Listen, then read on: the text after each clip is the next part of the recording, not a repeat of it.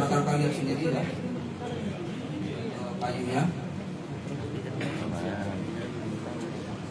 Selanjutnya, pada hari Kamis tanggal 27 November sekira pukul 15.00 tersangka WL alias Koko menyemprot air di badan korban yang dalam keadaan telanjang bulat serta tangan korban dalam keadaan terlakban dan terborgol serta mulut korban terlakban mengelilingi kepalanya. Dengan posisi korban terbaring atau tertelentang di tempat cuci pakaian, kemudian tersangka menyemprotkan air yang keluar dari selang ke lubang hidung korban, sedangkan mulut korban dalam keadaan terlakban, sehingga korban kesusahan untuk bernapas. Perbuatan tersangka menyemprot ke bagian dada dan ke lubang hidung itu dilakukan selama kurang lebih 2 jam. Selanjutnya nomor 6, yaitu pada hari Jumat tanggal 28 November 2025 pukul 13.00 korban yang terbaring di dalam kamar sudah tidak bergerak lagi. Kemudian tersangka WL alias Koko menyuruh pacarnya tersangka Ain alias Mami untuk menelpon bidan. Lalu tersangka Ain alias Melika alias Mami menelpon bidan. Setelah bidan datang ke rumah dan melakukan pemeriksaan, bidan menyampaikan bahwa korban sudah meninggal dunia serta harus dibawa ke rumah sakit.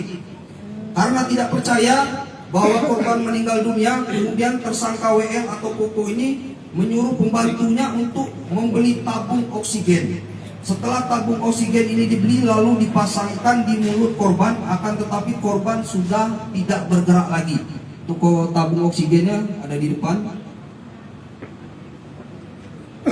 Pada hari Jumat tanggal 28 November 2025 sekira pukul 20.00 tersangka WL alias Koko yang sudah panik berusaha menelpon temannya yang seorang dokter serta menyampaikan peristiwa yang terjadi, akan tetapi cerita yang tidak sebenarnya yang disampaikan oleh tersangka WL ini. Lalu disarankan agar korban dibawa ke rumah sakit Elizabeth Selekop Sagulung yang cukup jauh dari tempat korban ditemukan meninggal dunia, yaitu di perumahan Jodoh Permai Blok D nomor 28 RT 006 RW 005 di Sejodo Kecamatan Batu Ampar, yang mana karena tersangka ini takut peristiwa tersebut diketahui oleh pihak kepolisian, makanya TKP-nya di